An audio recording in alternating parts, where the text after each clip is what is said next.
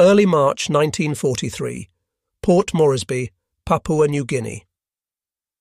The wrench slipped from oil-stained hands as Captain Paul Irvin Gunn stared at the modified bomber before him. Inside that aircraft was something that should not exist, something that violated every regulation in the United States Army Air Force's manual, something his commanding officer had not officially authorized. 8 forward-firing 50-caliber machine guns protruded from where a bombardier's glass nose should have been.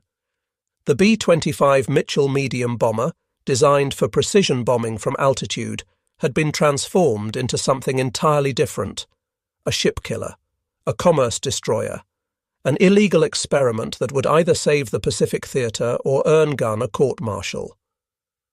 What neither Gunn nor anyone else knew was that this unauthorized modification, born from desperation and personal fury, would trigger the most devastating defeat the Japanese Navy would suffer in the entire Pacific campaign.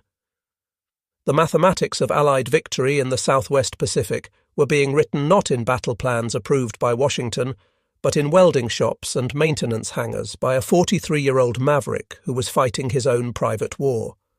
The journey to this moment had begun 2 years earlier, on December 8, 1941, Manila time. Paul Irvin Gunn, known to absolutely no one as Pappy yet, stood at Nichols Field watching Japanese bombers methodically destroy the American Air Forces in the Philippines. As manager of the fledgling Philippine Airlines, he had 4 Red Beach 18 civilian aircraft under his command. Within hours, Major General Louis Brereton would commandeer those aircraft and commission Gunn as a captain in the Army Air Corps. What should have been a brief wartime service would become a 3-year odyssey of innovation, revenge, and technological revolution. Gunn was 42 years old, a former Navy Chief Petty Officer who had served 20 years as an enlisted naval aviator before retiring in December 1939. He had learned to fly in the 1920s, had served with the legendary Top Hatters Fighter Squadron, and had instructed at Pensacola Naval Air Station. He knew aircraft inside and out, not from textbooks, but from 2 decades of working on them, flying them, and occasionally crashing them. But on that December morning, technical expertise meant nothing. Gunn had a more immediate problem. His wife, Clara Louise, called Polly by everyone who knew her, and their 4 children were in Manila as Japanese forces closed in. His 2 sons, Paul Jr. and Nathan, were teenagers. His daughters, Connie and Julie, were younger. The family lived in Manila while Gunn ran the airline, a comfortable expatriate existence that had evaporated overnight. In the chaotic weeks that followed, Gunn flew reconnaissance and transport missions across the disintegrating Philippine defences. He dodged Japanese fighters, survived being shot down over the jungle, walked out to safety, and immediately climbed into another aircraft. On one mission, he earned a Distinguished Flying Cross by flying an unarmed transport into Bataan to deliver medical supplies to besieged American troops, navigating through Japanese-controlled airspace with nothing but skill and audacity. But he could not reach his family. On Christmas Eve 1941, Gunn received orders to evacuate key personnel to Australia. He drew all his military pay, borrowed as much money as he could from fellow officers, and prepared to take his family to safety. But the Japanese advance was too swift. His family could not make it to the airfield in time. Gunn had to choose between abandoning them or disobeying orders. He flew to Australia because orders were orders, because the war was bigger than one family, because staying meant death or capture. Within weeks, on January 20th, 1942, Polly and the children were rounded up by Japanese forces and taken to the University of Santo Tomas, converted into an internment camp for enemy civilians. Something broke inside Gunn when he learned this news. The man who continued fighting was not the same person who had left Manila. He had left behind his wife and 4 children in the hands of an enemy known for brutality. Every day they remained in that camp was a day Gunn could not protect them. The only thing he could do was end the war faster. If he could not save his family directly, he could destroy every ship, every aircraft, every supply line that kept Japanese forces in the Philippines. This was not official policy. This was vengeance disguised as innovation. When Major General George C. Kenney arrived in Brisbane in late July 1942 to take command of the Allied Air Force's Southwest Pacific area, he found a disaster. His predecessor had been relieved. Morale was terrible. Equipment was inadequate. The Japanese controlled the air over New Guinea and were threatening Australia itself. General Douglas MacArthur, theatre commander, had no confidence in his air forces and made that opinion abundantly clear. Kenney was 53 years old, a World War I fighter ace with 2 confirmed kills and a Silver Star. He had taught at the Air Corps Tactical School and was known for unconventional thinking. When MacArthur subjected him to an hour-long lecture about the shortcomings of Allied air power, Kenney listened politely and then asked for one thing: authority to send home anyone he considered deadwood. MacArthur, surprised by the request, agreed. Within weeks, Kenney had reshuffled his command structure, bringing in aggressive younger officers and creating a forward headquarters in New Guinea to speed decision-making. He appointed Brigadier General Ennis Whitehead as his forward commander, giving him authority to change aircraft assignments based on weather and tactical conditions, rather than waiting for orders from Brisbane. But personnel changes meant nothing without effective weapons. Allied bombing from medium and high altitude was proving catastrophically ineffective against Japanese ships. High-altitude bombing gave ships time to manoeuvre. The B-17 flying fortresses were hitting less than 1% of their targets. Japanese convoys were resupplying their garrisons in New Guinea with impunity. Allied ground forces were dying in the jungle while fresh Japanese troops poured ashore from ships that bombers could not sink. Kenney had been thinking about this problem since 1928, when he was an instructor at the tactical school. He had theorized about skip bombing, releasing bombs at very low altitude so they would skip across the water like stones on a pond, slamming into the sides of ships below the waterline where armour was weakest. The concept was sound.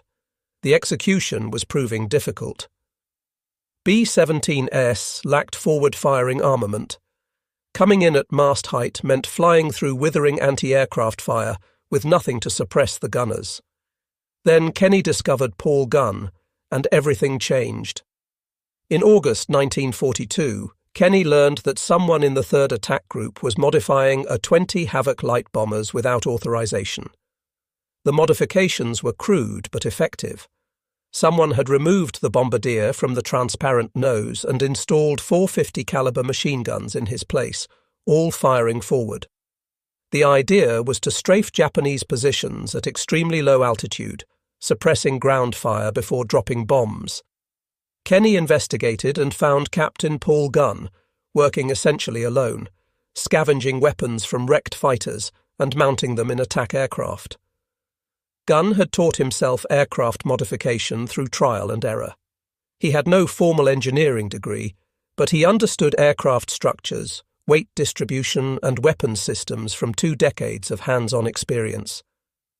Most officers would have court-martialed Gunn for modifying military aircraft without authorization. Kenney immediately assigned him to his personal staff as Special Projects Officer and gave him an impossible mission: modify every A-20 in the theatre for low-altitude attack and do it immediately. Gunn worked 18-hour days. He scrounged weapons from crashed aircraft, fabricated mounting brackets in makeshift workshops, and personally test flew each modification.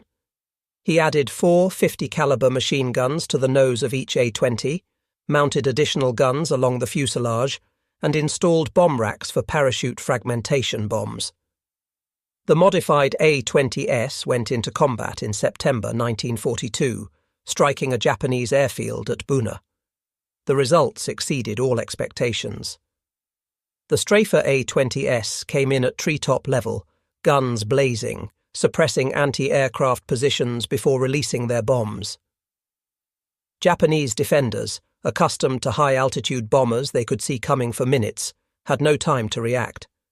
The attack destroyed dozens of aircraft on the ground and demonstrated that low-level strafing could revolutionize air warfare. Kenny immediately ordered Gunn to begin work on a similar modification for B-25 Mitchell medium bombers. The B-25 was larger than the A-20, had longer range, carried more bombs, and could mount more forward-firing weapons. If Gunn could turn the Mitchell into a gunship, it would become the most effective anti-shipping weapon in the theatre. The B-25 Mitchell had been designed in 1939 as a medium-altitude level bomber.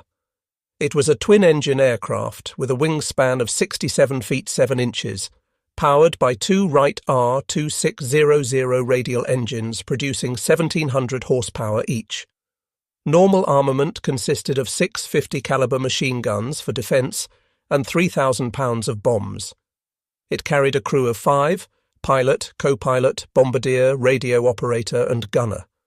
The aircraft was named after General Billy Mitchell, the controversial advocate of air power who had been court-martialed in 1925 for his outspoken views. Approximately 9,890 B-25s would eventually be built at 2 North American aviation plants, one in Inglewood, California, and another in Kansas City, Kansas. The B-25 had gained fame in April 1942, when Lieutenant Colonel James Doolittle led 16 B-25Bs on a daring raid against Tokyo, launching from the aircraft carrier USS Hornet. The raid did minimal physical damage, but provided an enormous morale boost to Americans still reeling from Pearl Harbor. Most importantly, it forced Japan to keep fighter aircraft home to defend the mainland rather than sending them to the front lines. But the B-25's primary role remained medium-altitude bombing, a mission at which it was proving ineffective against ships. Gunn looked at the B-25 and saw potential no one else recognized. The aircraft's nose section was large enough to mount multiple heavy machine guns. The twin-engine design provided redundancy. Losing one engine would not doom the aircraft. The sturdy construction could absorb punishment. Most importantly, the Mitchell had enough range to reach Japanese shipping lanes that the shorter-range A-20 could not. In late 1942, Gunn began modifying B-25s in a maintenance hangar at Townsville, Australia. He was working with Captain Jack Fox, the North American aviation technical representative in theatre. Fox was supposed to ensure that aircraft modifications followed factory specifications. Instead, he became Gunn's co-conspirator in what would become the most successful unauthorized aircraft modification program of the war. The first challenge was removing the bombardier and his glass nose section. This saved weight and eliminated a vulnerable position that was useless for low-altitude attack. Gunn replaced the transparent nose with a solid metal nose housing 450 caliber M2 Browning machine guns, all firing forward and operated by the pilot. Each gun had 500 rounds of ammunition. The rate of fire was approximately 850 rounds per minute per gun, meaning the pilot could unleash a storm of lead that would shred any target in seconds. But 4 guns were not enough for Gunn. He added 2 more 50 caliber guns in cheek blisters on either side of the forward fuselage, just below and behind the cockpit. These package guns extended slightly beyond the propeller arc, allowing them to fire without the bullets passing through the propeller disc. They were fixed, firing forward, adding to the pilot's firepower. Then Gunn made a radical decision. The B-25 had a dorsal turret with twin 50 caliber guns mounted behind the cockpit. This turret could rotate to defend against attacks from above and behind. Gunn locked the turret in the forward-firing position, adding 2 more guns to the pilot's control. The co-pilot could now operate these guns using a sight in the cockpit, or the pilot could fire all weapons simultaneously using a master trigger. Now the modified B-25 had 8 forward-firing 50 caliber machine guns delivering approximately 180 pounds of projectiles per second. For comparison, a single P-51 Mustang fighter carried 6 50 caliber guns. The modified B-25 had the forward firepower of more than one fighter aircraft concentrated in a platform that also carried 2,000 pounds of bombs. The modifications created significant engineering challenges. Adding weight to the nose shifted the aircraft's centre of gravity forward, making it nose-heavy and difficult to control. Gunn compensated by repositioning equipment aft and ballasting the tail section. The enormous recoil from 8 guns firing simultaneously created structural stress. Gunn reinforced the nose section with additional bracing. The guns generated tremendous heat and smoke. Gunn added ventilation systems and moved ammunition storage to reduce fire risk. Most critically, Gunn had to solve the problem of gun harmonization. The 8 guns needed to converge their fire at a specific point in front of the aircraft, typically between 200 and 400 yards. If the guns were not properly aligned, bullets would spray everywhere except the target. Gunn developed a ground testing procedure using targets placed at measured distances, adjusting each gun mount until all 8 weapons converged precisely. He test-fired the guns personally, making minute adjustments, refusing to sign off on any aircraft until it met his standards. The entire modification process took approximately 2 weeks per aircraft when working around the clock. Gunn trained maintenance crews to perform the work, establishing production line techniques. By December 1942, he had modified enough B-25s to equip the 91st Bombardment Squadron.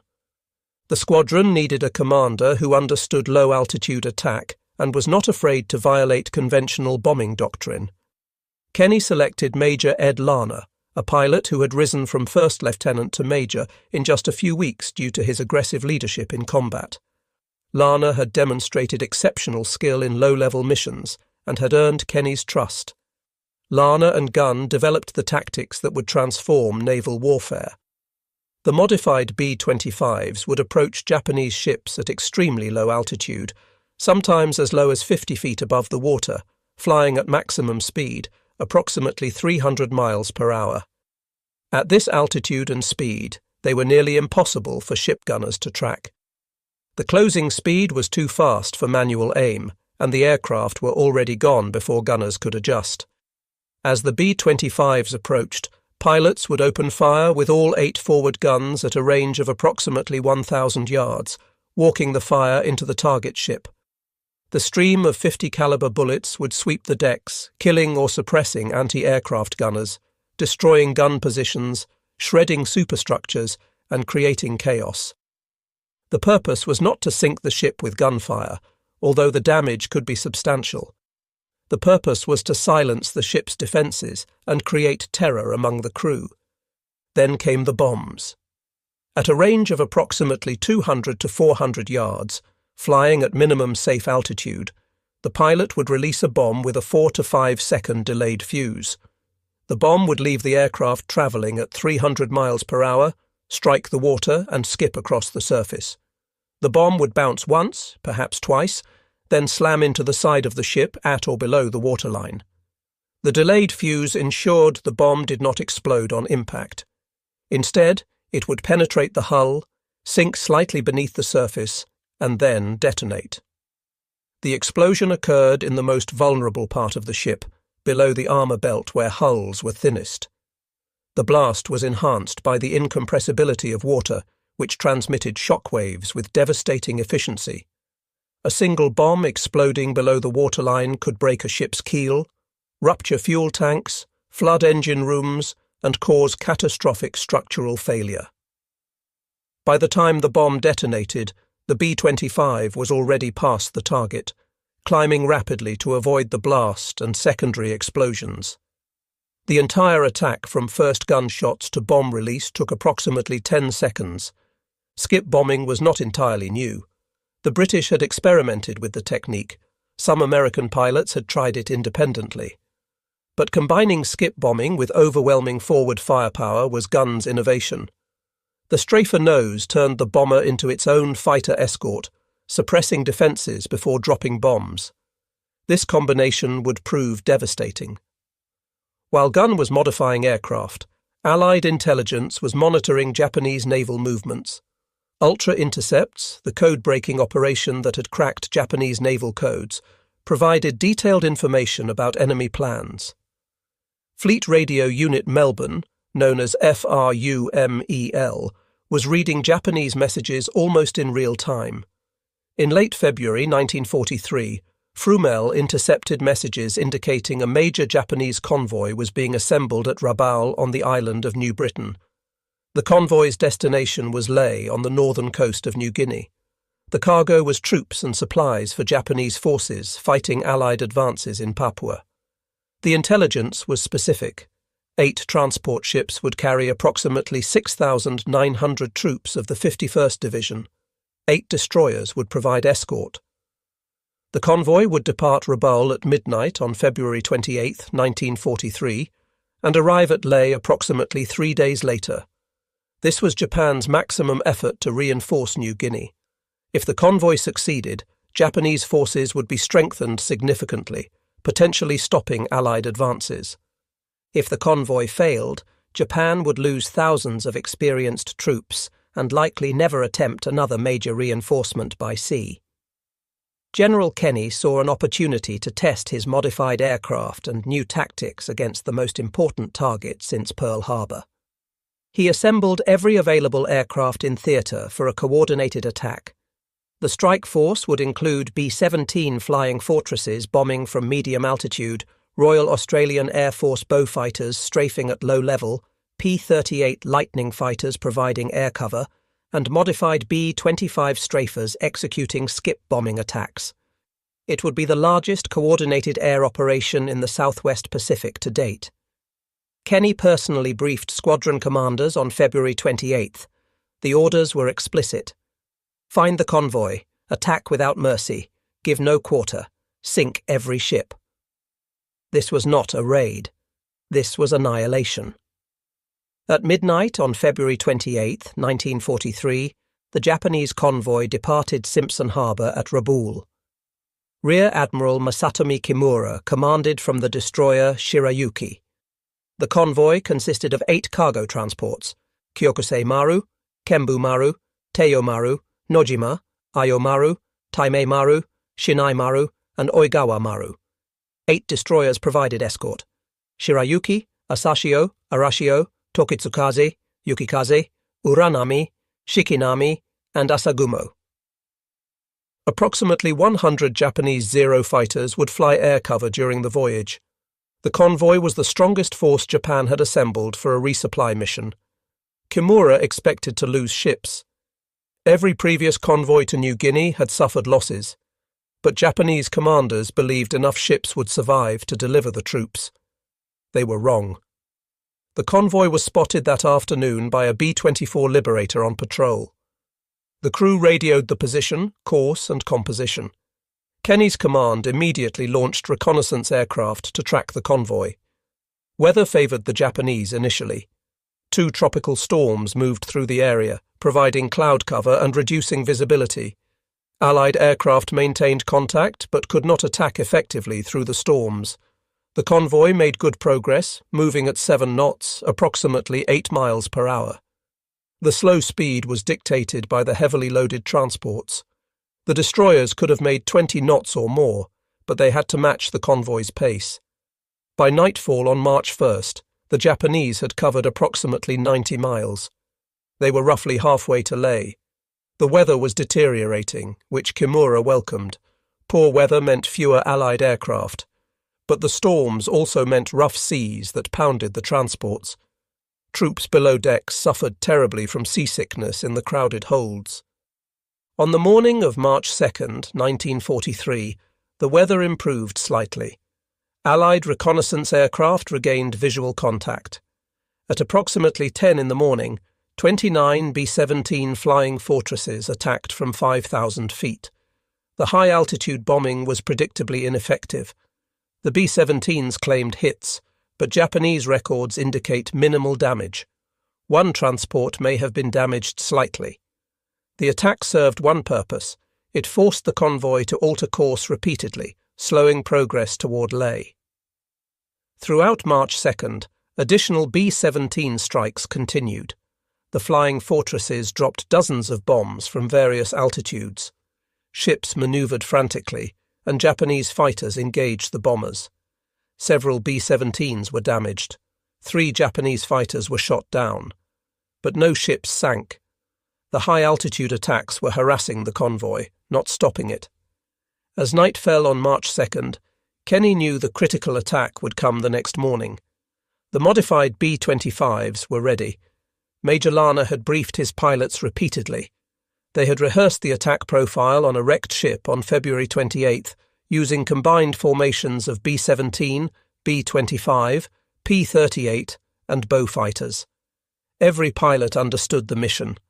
The skip bombing technique had been practiced. The strafer guns had been harmonized. The ordnance had been loaded. The point of no return was approaching. At dawn on March 3rd, 1943, weather conditions were perfect for an air attack. Clear skies, good visibility, calm seas.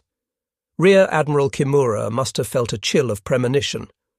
His convoy was approximately 30 miles from Leh, close enough that land-based anti-aircraft guns could provide some support, but still vulnerable to air attack. The Allied strike force assembled at Cape Ward Hunt on the northern coast of Papua. Approximately 90 Allied aircraft converged on the Japanese convoy, including B-17 Flying Fortresses, modified B-25 strafers, Royal Australian Air Force bow fighters, and P-38 Lightning fighters for escort. Multiple waves would attack from different directions throughout the day. The attack began at approximately 10 in the morning. The B-17 strikes struck first from medium altitude, diverting attention and forcing ships to maneuver. Then the low-altitude aircraft arrived. Bow fighters came in first, strafing with 4 20mm cannons and 6 machine guns, suppressing anti-aircraft fire. The destroyers opened up with everything they had, but the closing speed was too fast. Then the modified B-25 strafers arrived and the slaughter began. Modified B-25 strafers participated in multiple attack waves throughout the morning. One pilot selected the transport Kyokusei Maru as his target and pushed the nose down to 50 feet above the water. At 1,000 yards, he opened fire. 850 caliber machine guns, 6,800 rounds per minute combined rate of fire, 180 pounds of projectiles per second, ripped into the transport. Tracers showed where the bullets were going. The fire walked from the bow toward the superstructure, shredding everything. Sailors were cut down where they stood. Anti-aircraft guns were blown apart. The bridge disintegrated under the impacts. Metal fragments flew everywhere. Then he released his bombs. 2 500-pound general-purpose bombs with delayed fuses dropped away. They hit the water 200 yards from the ship, skipped once, and slammed into the hull just below the waterline amidships. The pilot pulled up and banked away. Behind him, the bombs detonated. 2 massive underwater explosions ripped the bottom out of Kyokusei Maru. The transport lurched violently. Water poured into the engine room and holds. The ship began settling immediately, listing to port. It would sink within 15 minutes. Other modified B-25s followed in successive waves. Each selected a target. Each executed the same devastating attack profile. Guns blazing, bombs skipping, ships exploding. The transport Kembu Maru took multiple hits. At least 3 B-25s attacked it. The combined gunfire killed most of the crew above decks. 4 bombs struck below the waterline. The ship broke in half and sank in less than 10 minutes. Teiyo Maru was strafed so heavily that fires broke out across the superstructure. 2 bombs opened the hull. The transport went down with nearly 1,000 troops still aboard. Nojima tried to maneuver but was too slow. A B-25 strafer raked it from stern to bow, then put 2 bombs into the engine room. The ship lost power and began taking on water. It would sink later in the day. The bow fighters and remaining B-25s attacked the destroyers. The destroyer Shirayuki, Admiral Kimura's flagship, was hit by strafing fire that killed almost everyone on the bridge, including Kimura, who was wounded. A bomb struck near the stern, starting a magazine fire. Secondary explosions blew the stern section off. The destroyer sank. Tokitsukaze took direct bomb hits that ignited fuel tanks. The destroyer became a floating inferno and sank within the hour. Arashio collided with the transport Nojima while maneuvering and suffered heavy damage. the destroyer was abandoned and sank. Throughout the attack, Japanese Zero fighters tried desperately to protect the convoy, but the P-38 Lightnings engaged them at high altitude, while the B-25s operated at masthead height, where fighters could not safely attack without hitting their own ships. The coordination was perfect. The attack lasted approximately 40 minutes. When the Allied aircraft withdrew to rearm and refuel, the scene was apocalyptic. 4 transports were sinking or already sunk. 3 destroyers were gone. The remaining ships were scattered, some damaged, all in chaos. Hundreds of Japanese soldiers and sailors were in the water. Bodies floated among the wreckage. Oil slicks burned. That afternoon, Allied aircraft returned for additional strikes. Modified B-25s found the surviving ships limping toward Leh. The attacks were methodical and merciless. Each ship was targeted individually. The Straffer B-25s came in low, guns blazing, bombs skipping. More transports sank. The destroyer Asashio, already damaged, took more bombs and went under.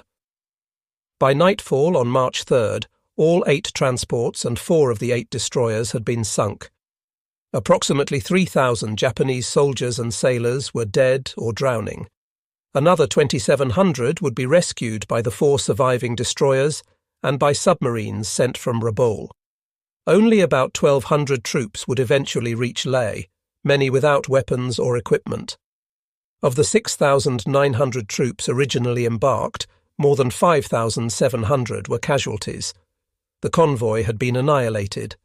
Allied losses were remarkably light.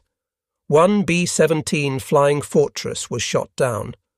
3 P-38 fighters were lost in combat. 13 aircrew were killed. Compared to the Japanese losses, it was barely a skirmish. The Battle of the Bismarck Sea, as it came to be known, represented a turning point in the Pacific War. It demonstrated conclusively that land-based aircraft could destroy a heavily escorted naval convoy. It proved the effectiveness of skip bombing when combined with overwhelming forward firepower. It validated every modification Gunn had made to the B-25. Most importantly, it convinced Japan that resupplying garrisons by sea in the southwest Pacific was no longer feasible. Never again would Japan attempt a major convoy to New Guinea. Japanese forces there would slowly starve and wither as supplies dwindled. General MacArthur issued a communiqué claiming 22 ships sunk, including 3 cruisers and 7 destroyers, and over 12,000 troops killed. The actual numbers were lower, but still devastating.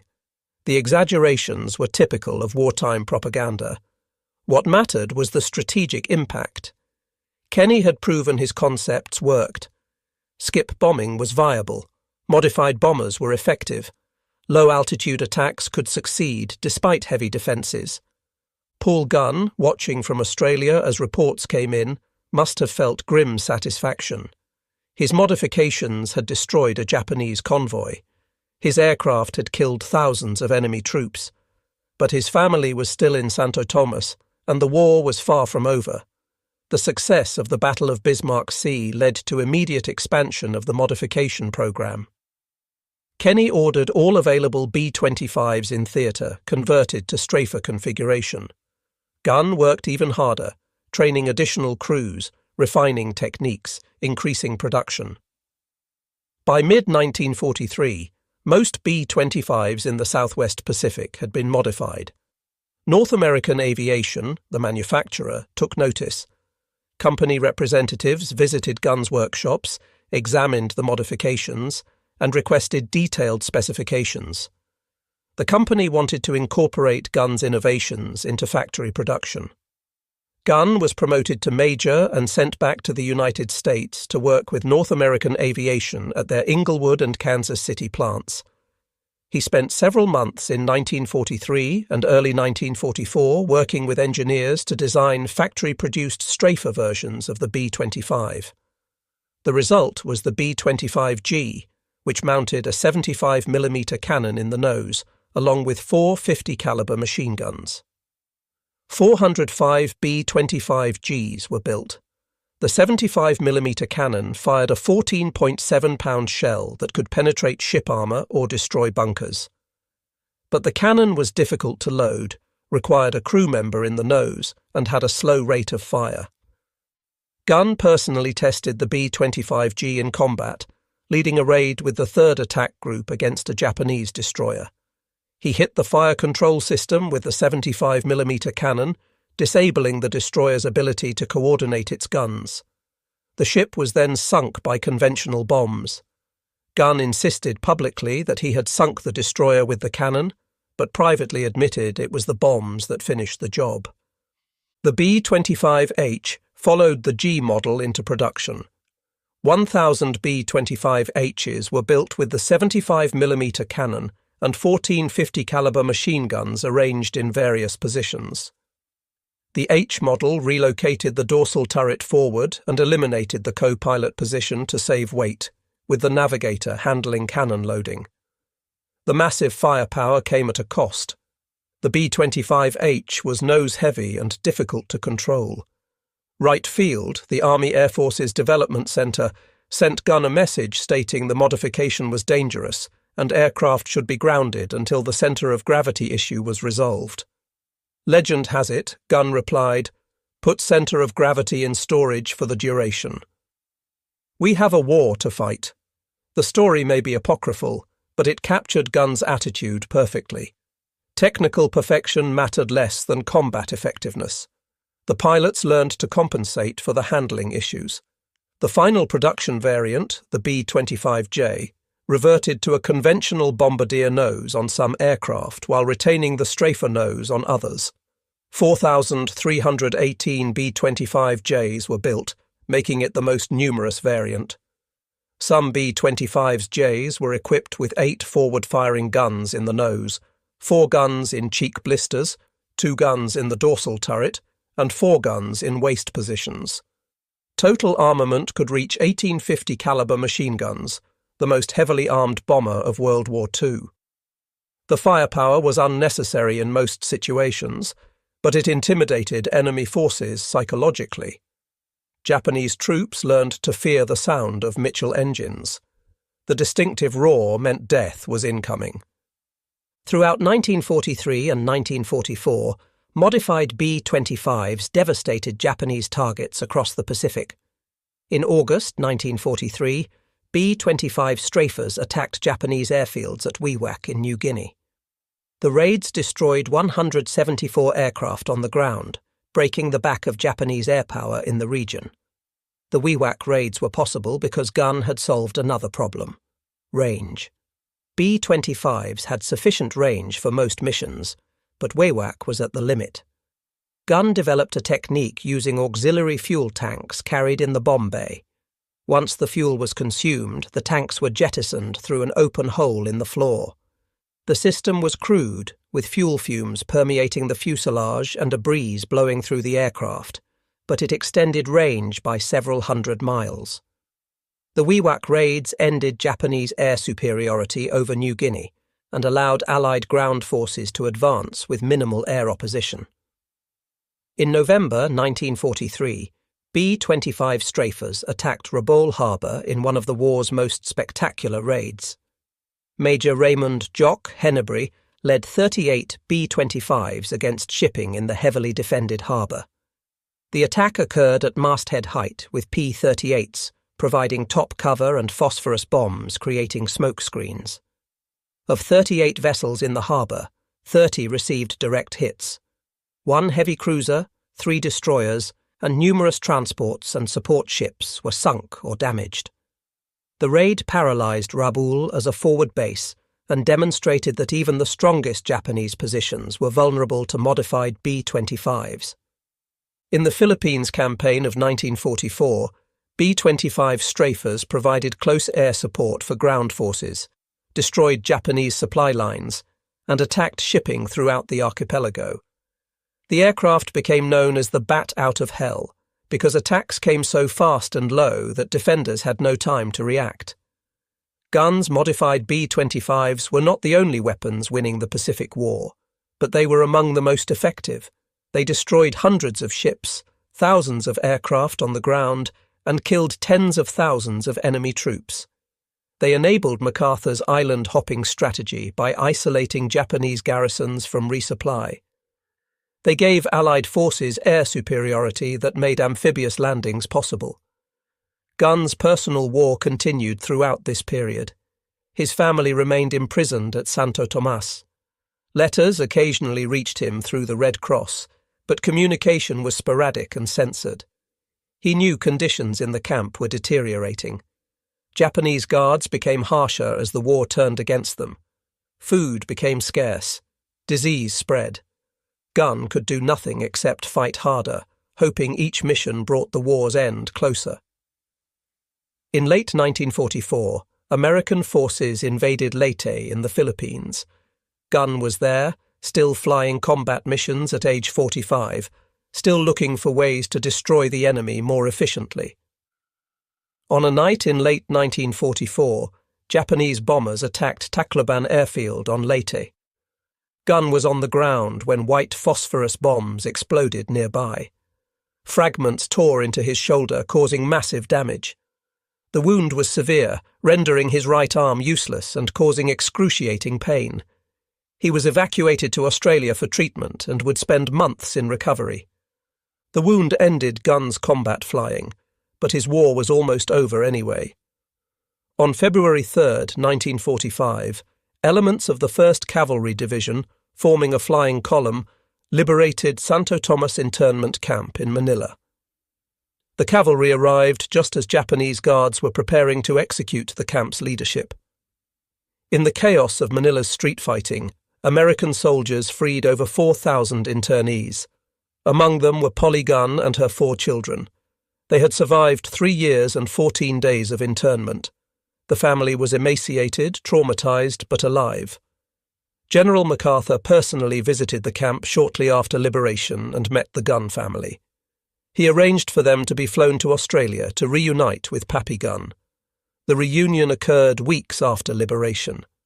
The man who had left Manila on Christmas Eve 1941 finally held his family again.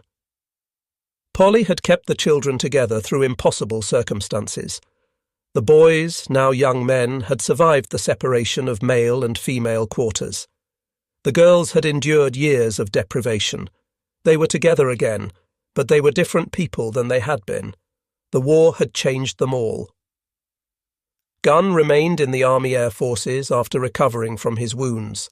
He was promoted to lieutenant colonel and continued working on aircraft modifications and tactical development, though no longer flying combat. He retired from military service on June 30, 1948, as a full colonel, medically retired due to his injuries. His decorations included the Distinguished Flying Cross with 1 oak leaf cluster indicating a second award, the Silver Star, the Legion of Merit, the Air Medal, 9 Purple Hearts, and numerous unit citations and campaign ribbons. 9 Purple Hearts represented 9 separate occasions on which he was wounded or injured in combat. Gunn returned to the Philippines and re-established Philippine Airlines. The country was rebuilding from years of occupation and the destruction of liberation. Gunn helped restore air transportation, reconnecting islands that had been isolated. He was still flying, still taking risks, still pushing limits. On October 11, 1957, 7 days before his 58th birthday, Gunn was flying a charter flight when his aircraft encountered a severe storm. The plane crashed. Paul Irvin Pappy Gunn died doing what he had done for nearly 40 years, flying. He was buried at Barrancas National Cemetery at Naval Air Station Pensacola, Florida, where he had once been an instructor. His legacy lived in multiple forms. The B-25 strafer modifications he pioneered remained standard throughout the war. Approximately 9,890 B-25 Mitchells were built, and thousands were configured as strafers based on Gunn's designs. The skip bombing technique he helped perfect destroyed hundreds of Japanese ships and contributed significantly to Allied victory in the Pacific. Gunn demonstrated that innovation could come from anywhere, even from modifications made by a grieving father in a maintenance hangar. The official military bureaucracy wanted to fight World War II with existing weapons and approved tactics. Gunn showed that desperate circumstances required desperate innovations. The Battle of the Bismarck Sea became a case study in military academies worldwide. The combination of intelligence, coordination, new weapons, and new tactics achieved a complete victory at minimal cost. It demonstrated what air power could accomplish against naval forces when properly employed. 8 transports destroyed, 4 destroyers sunk, over 5,000 casualties, all for the loss of 4 Allied aircraft. The mathematics were simple and brutal. You could not survive in an environment where the enemy controlled the air. Every ship sunk in the Bismarck Sea represented dozens of missions that would never be flown, hundreds of troops who would never fight, thousands of rounds of ammunition that would never be fired. Destroying supplies before they reached the battlefield was the most efficient form of warfare. The modified B-25 became the weapon system that made this possible. It could range hundreds of miles to find ships, suppress their defences with overwhelming firepower, destroy them with skip-bombing attacks, and return to base for another mission. One B-25 strafer could accomplish what previously required coordinated attacks by multiple aircraft types. Japan learned the lesson too late. After the Bismarck Sea disaster, Japanese commanders knew they could no longer move large convoys in daylight within range of Allied air bases. They switched to nighttime movements, used submarines for critical supplies, and increasingly relied on barge traffic that could hide in coastal waters during the day. These measures reduced but did not eliminate losses. B-25 strafers hunted barges with the same efficiency they hunted ships. Night-flying B-25s equipped with radar found convoys in darkness. There was no safe time, no safe method, no safe place for Japanese logistics in the Southwest Pacific. The stranglehold tightened month by month until Japanese garrisons were effectively isolated. In New Guinea, in the Philippines, throughout the Pacific Islands, Japanese troops fought on with dwindling supplies and no hope of reinforcement. They were brave, tenacious, and doomed. Air superiority achieved by weapons like the modified B-25 made their courage irrelevant. By 1945, the modified B-25 had become the standard anti-shipping weapon in the Pacific. The aircraft evolved with the B-25 G, H, and J variants incorporating increasingly heavy armament. But the basic concept remained Gunn's original innovation, a medium bomber converted into a flying gun platform that could suppress defences and deliver devastating attacks at minimum altitude. When the war ended in August 1945, modified B-25s were still flying combat missions. They were among the aircraft that escorted the Japanese surrender delegation from Japan to Manila in mid-August. It was fitting that the aircraft that had done so much to defeat Japan would witness its surrender. Post-war analysis by both American and Japanese historians confirmed the significance of Gunn's innovations. Japanese naval officers stated that after the Battle of the Bismarck Sea, they knew they could not safely operate in waters within range of Allied air bases. The psychological impact was as important as the physical destruction. Convoy commanders knew that low-flying bombers could appear without warning and destroy entire formations before defences could respond. Modified B-25s had created a new type of warfare where medium bombers hunted ships with the efficiency of submarines and the firepower of cruisers. The implications extended beyond the Pacific War. Post-war air forces worldwide studied the lessons of skip bombing and forward-firing armament. The concept of the gunship, an aircraft designed primarily for gun attack rather than bombing, became standard in many air forces. The AC-47, AC-119, and AC-130 gunships used in Vietnam and subsequent conflicts were conceptual descendants of Gunn's modified B-25s. Of the 9,890 B-25s built during World War II, over 100 survive today, most in the United States. Many are maintained in flying condition, appearing at air shows where crowds marvel at their size, sound, and history. The distinctive roar of Wright R-2600 engines is unforgettable. The sight of a B-25 banking low over an airfield, as they did over Japanese ships, reminds observers of what these aircraft accomplished. Several flying B-25s are configured as strafers, with forward-firing guns in the nose. When these guns are fired during demonstrations using blank ammunition, the sound is overwhelming. The muzzle blast is visible. The aircraft shudders from the recoil. Watching a B-25 strafer demonstration gives viewers a glimpse of what Japanese sailors experienced in the final seconds before their ships were destroyed. Museums worldwide display B-25s in various configurations. The National Museum of the United States Air Force in Dayton, Ohio, has multiple examples. The National Naval Aviation Museum in Pensacola, Florida, where Gunn once instructed, displays a B-25. The Smithsonian National Air and Space Museum preserves the history. Each aircraft tells the story of innovation, desperation, and victory. In 1959, General George Kenney published The Saga of Pappy Gunn, a biography of the man whose innovations had changed the war. Kenney, by then retired, wanted to ensure Gunn's contributions were not forgotten. The book detailed Gunn's modifications, his combat missions, and his personal war to free his family. Kenney wrote that Gunn was one of the most important individuals in the Pacific War, a man whose unauthorized actions had saved thousands of Allied lives and shortened the war. Nathaniel Gunn, Pappy's youngest son, also wrote about his father's story. His books provided the family perspective, describing life in Santo Tomas and the long wait for liberation. The Gunn family story became an example of the human cost of war and the strength required to endure. In 1975, the United States Air Force honored Gunn posthumously by naming a training facility after him. The recognition was overdue but heartfelt. Gunn had never sought glory, he had sought effectiveness. The story of how one engineer's unauthorized modifications created a devastating weapon system remains relevant. Gunn refused to accept his family's imprisonment as inevitable.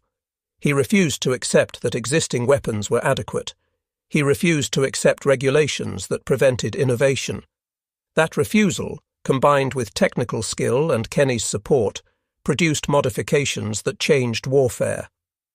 The B-25 strafer destroyed hundreds of Japanese ships, killed thousands of enemy troops, and contributed significantly to Allied victory in the Pacific. Innovation can come from unexpected sources and succeed through unorthodox methods. The modified B-25 was not the weapon that won World War II.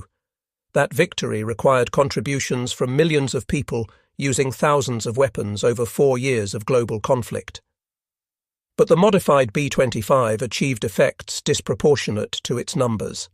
The aircraft represented what was possible when necessity met opportunity, when personal motivation aligned with military requirements, when one man decided that failure was unacceptable. The weapon was born in a maintenance hangar from desperation. It flew into combat at masthead height, guns blazing, bombs skipping across water to slam into hulls and explode below the waterline. It destroyed Japanese hopes of resupplying their forces. It shortened the war. It saved Allied lives. And it freed one family from 3 years of imprisonment, which was the point all along.